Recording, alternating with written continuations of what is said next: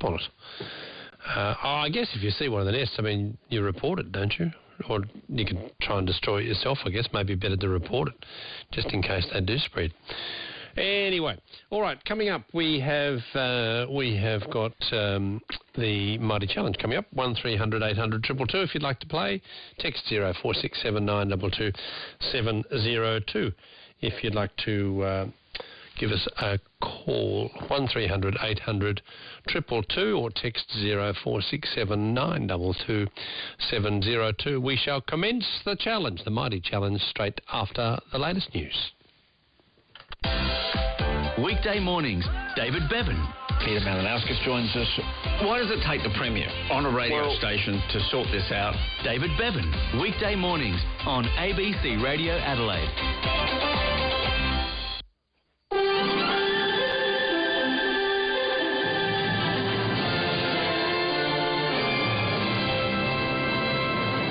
Hello, this is ABC News with David Rowlands. Victoria's opposition leader says outgoing Premier Daniel Andrews leaves behind a state that is broke and a government that is crumbling. Mr Andrews will resign from Parliament effective at 5 o'clock in the coming day after 9 years in the job. He says he made the decision after thinking more and more of his family and life after being Premier. Liberal leader John Pesutto says Mr Andrews' legacy will be the state's growing debt. Premier Daniel Andrews is standing down today because things have fallen apart. We've seen it day after day, one crisis after another. The legacy that Daniel Andrews leaves is a state that is broke.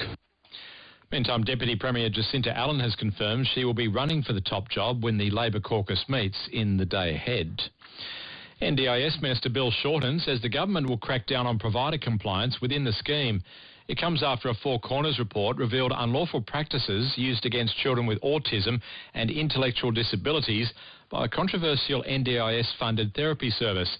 The report aired footage of a teenager being pinned face down by 6 workers in protective headgear at Armenia Autism Services in Melbourne as part of its severe behaviour program. The program ceased in 2021 and Armenia has since been acquired by new owners.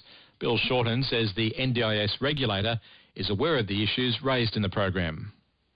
The safety regulators told me that they're already aware of them, but I want to be very plain to service providers who are doing the wrong thing, to NDIS participants. You're completely not welcome in the scheme. We're going to up the sharp teeth of compliance. A South Australian woman who pretended to be a nurse for years at more than one GP clinic in Adelaide cried as she was sentenced to a 30-day prison term. Sherry Hams has more from the Magistrates Court in Adelaide. The court heard 43-year-old Alison Meebus lied about being a nurse when she worked at Plympton Park Day and Night Surgery as its practice manager and even administered vaccines. The magistrate said she committed an identical crime in a previous workplace and faked her qualifications for years. She'd also been convicted of stealing more than $130,000 from a former workplace and was fined about $10,000 for that crime. She blamed her crimes on being bipolar, but Magistrate Brett Dixon rejected that and imposed a 4.5-month jail term. But most of that was suspended and she only needs to serve 30 days in custody.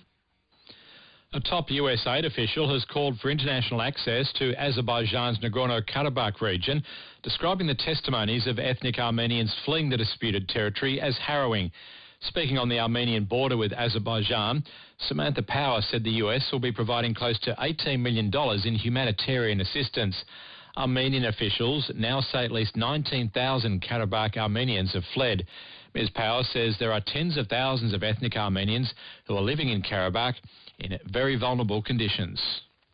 It is absolutely critical that independent monitors as well as humanitarian organizations get access to the people in Nagorno-Karabakh who still have dire needs. Myanmar's military has reshuffled the country's ruling council and cabinet with an apparent purge of 2 high-ranking generals. They're reportedly under investigation for alleged corruption.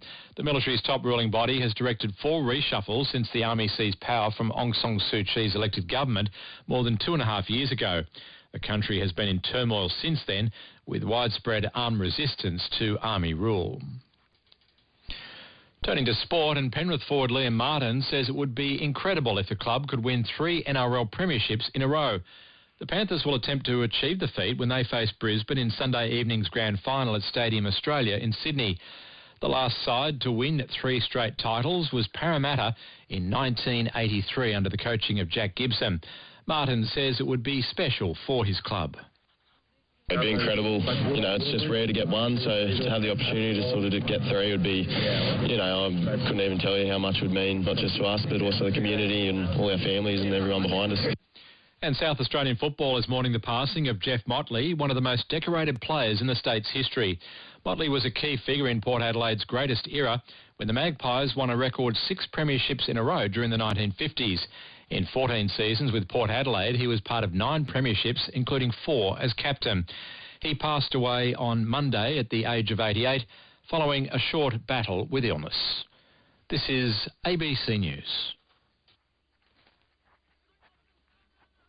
ABC Radio Weather Update. South Australia's weather for Wednesday: isolated showers mainly about central and eastern parts, contracting eastwards and clearing during the morning. Possible afternoon thunderstorms in the far northeast.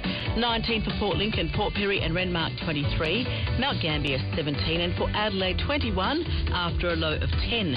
Thursday 24 degrees. This is ABC Radio Adelaide.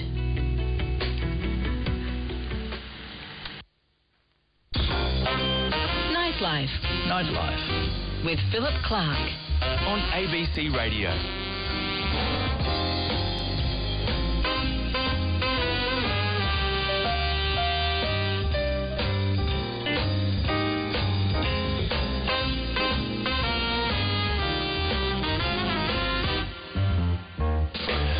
Yes, well, hello and how are you? Phillip Clark with you on ABC Radio. This is Nightlife. We are right across the country and terrific to be with you as well.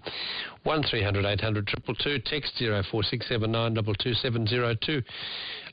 If you're in North Queensland, ABC North Queensland, 6:30am, we'll be off air in Townsville until 5am.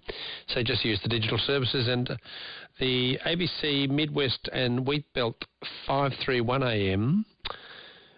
In WA, off air from 1am till 2:30am WA time. So just keep that in mind. Otherwise, switch to digital. 1300 800 222, text 0467 22702. Lots of ways to listen. You can listen digitally on your television, channel 25, on your digital radio if you've got one. Of course, always broadcasting and online everywhere. abc.net.au/nightlife. Download the ABC Listen app too, by the way, as a great way to listen as well. Coming up, we've got the Mighty Challenge, 25 questions, and if you can answer question 25, then you are the winner tonight. Issue of the day coming up in the last hour of the program. What's Dan Andrews' legacy going to be? Highs and lows? It's a bit of a national story in a way, isn't it? I know he's the Victorian Premier, but a lot of national implications. At one stage during the COVID pandemic, it felt to some degree like he was running the joint. I wonder what you make of all of that. We'll talk about it in the last hour of the program. Just back on fire ants, by the way, the story we're running before the news. My texter says I spent some time in Kenya. I would prefer death by